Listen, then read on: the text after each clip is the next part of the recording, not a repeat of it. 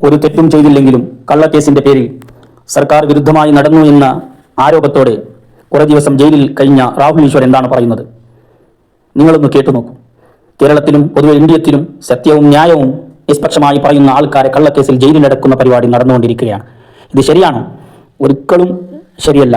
നിങ്ങളുടെ അഭിപ്രായം മറക്കാണ്ട് കമന്റ് ചെയ്യുക. രാഹുൽ ഈശ്വർ എന്താണ് പറയുന്നത് നമുക്ക് നോക്കാം. എന്റെ മോന്റെ തലയിൽ കൈവച്ച് ഞാൻ പറയുകയാണ്, അയ്യപ്പസ്വാമിയാണ്, മഹാത്മാഗാന്ധിയാണ്, എന്റെ മോന്റെ തലയാണ് സത്യം.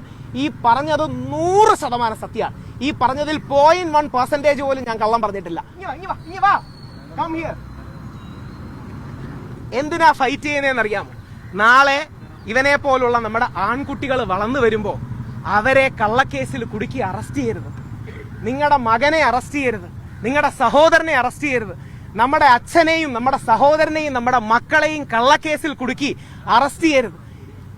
ഇനി എത്ര ഞാൻ 16 ദിവസം കിടന്നു, അത് പറയാലോ. ഞാൻ 16 ദിവസം കിടന്നു, വേറെ ചില ആൾക്കാർ 80 ദിവസം കിടന്നു. ഉമ്മൻചാണ്ടി സാറിന് നീതി കിട്ടാത്ത, സൂപ്പർ സ്റ്റാറുകളോടൊപ്പം നിൽക്കുന്ന ചില ആൾക്കാർക്ക് നീതി കിട്ടാത്ത, നിവിൻ പോളിക്ക് നീതി കിട്ടാത്ത ഈ നാട്ടിൽ നമ്മുടെ മക്കൾക്ക് എന്തെങ്കിലും നീതി കിട്ടുമോ? കേരളം കണ്ട ഏറ്റവും വലിയ ജനകീയ മുഖ്യമന്ത്രിയായ ഉമ്മൻചാണ്ടിക്ക് നീതി കിട്ടാത്ത, 85 ദിവസം ജയിലിൽ കിടക്കേണ്ടി വന്ന ഒരാൾക്ക്, ഒരു പ്രമുഖ ആൾക്ക് നീതി കിട്ടാത്ത, അല്ലെങ്കിൽ വേറെ നിവിൻ പോളിയുടെ പേര് പറയാം, കേസൊന്നും ഇല്ലാത്തതുകൊണ്ട്, നിവിൻ പോളിക്ക് നീതി കിട്ടാത്ത ഈ നാട്ടിൽ നിങ്ങളുടെ മക്കൾക്കോ എന്റെ മകനോ എന്റെ മക്കൾക്കോ എന്തെങ്കിലും നീതി കിട്ടൂ? ഇത് പറഞ്ഞ് അവസാനിപ്പിക്കുകയാണ്, ഒറ്റ വരി പറഞ്ഞ് അവസാനിപ്പിക്കാം. നമ്മുടെ മകൻ, നമ്മുടെ അച്ഛൻ, നമ്മുടെ സഹോദരൻ ജയിലിൽ നിന്ന് ഒരു വ്യാജ പരാതി അകലത്തിൽ മാത്രമാണ്.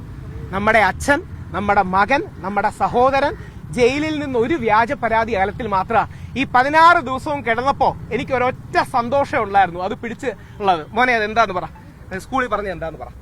മറ്റേ ടീച്ചർ പറഞ്ഞത്, സ്കൂളിലെ ടീച്ചർ പറഞ്ഞു ബാഡ് തിങ്സ് ഹാപ്പൻ ചെയ്യുമ്പോൾ ക്വസ്റ്റ്യൻ ചെയ്യണം, അച്ഛനെ യാഗിന്റെ അച്ഛനെ പോലെ. അതായത് മോൻ സ്കൂളിൽ പഠിച്ചപ്പോ ഞാൻ 4 ദിവസം വെള്ളം കുടിക്കാതെ കിടന്നു. 4 ദിവസം വെള്ളം കുടിക്കാതെ. അതിനുശേഷം ഡോക്ടർ വന്ന് പറഞ്ഞു കിഡ്നി അടക്കമുള്ള ചീത്തയാവും. എന്റെ 2 മക്കളെ ഓർത്താണ് നിർത്തിയത്. 5 ദിവസം പട്ടിണി കിടന്നു. അത് എന്റെ വീട്ടിലെ ഒരു കാര്യത്തിന് വേണ്ടിയിട്ടല്ല. അപ്പൊ ഇത്രയും വേദനയില് മോന്റെ ഒരു വാക്കിലാണ് എന്റെ സന്തോഷം. എന്താണെന്ന് അറിയാവോ?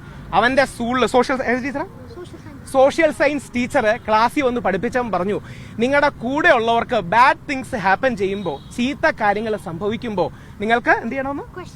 നിങ്ങളത് ക്വസ്റ്റ്യൻ ചെയ്യണം, നിങ്ങളത് ചോദ്യം ചെയ്യണം. നിങ്ങളുടെ കൂടെ ഉള്ളവർക്ക് ചീത്ത കാര്യങ്ങൾ സംഭവിക്കുമ്പോൾ നിങ്ങളത് ചോദ്യം ചെയ്യണം. എനിക്ക് അങ്ങനെ ചോദ്യം ചെയ്ത് ജയിലിൽ പോയതിൽ അഭിമാനമാണുള്ളത്. ആ മെൻസ് കമ്മീഷന് വേണ്ടിയുള്ള പോരാട്ടം തുടരും. കൂടുതൽ നടപടികളുമായി മെൻസ് കമ്മീഷന് വേണ്ടി ആക്റ്റീവായി തുടരും. നിങ്ങളുടെ മകൻ, നിങ്ങളുടെ അച്ഛൻ, നിങ്ങളുടെ സഹോദരൻ, നമ്മളുടെ മകൻ, നമ്മളുടെ അച്ഛൻ, നമ്മളുടെ സഹോദരൻ ജയിലിൽ നിന്ന് ഒരു വ്യാജ പരാതി അകലത്തിൽ മാത്രമാണ്. എന്റെ മോന്റെ തലയിൽ കൈവച്ച് ഞാൻ പറയുകയാണ്, അയ്യപ്പസ്വാമിയാണ്, മഹാത്മാഗാന്ധിയാണ്, എന്റെ മോന്റെ തലയാണ് സത്യം. ഈ പറഞ്ഞത് 100% സത്യമാണ്. ഈ പറഞ്ഞതിൽ 0.1% പോലും ഞാൻ കള്ളം പറഞ്ഞിട്ടില്ല. 100% സത്യത്തിൽ പറയുകയാണ്. ഇത് നമ്മളുടെ അച്ഛൻ, നമ്മളുടെ മകൻ, നമ്മുടെ സഹോദരന് വേണ്ടിയുള്ള പോരാട്ടമാണ്. നിങ്ങൾ സപ്പോർട്ട് ചെയ്യണം. സഹോദരനടക്കം ഒന്ന് ചെക്ക് ചെയ്യണം. എനിക്കത് പറഞ്ഞ ജാമ്യം ക്യാൻസൽ ചെയ്യുമെന്ന് പറയണേ. ഒന്ന് ചെക്ക് ചെയ്യണം, ചെയ്തോ ഇല്ലയോ ഒന്നും ചെക്ക് ചെയ്തുകൂടെ? അത് മാത്രമാണ്. Thank you.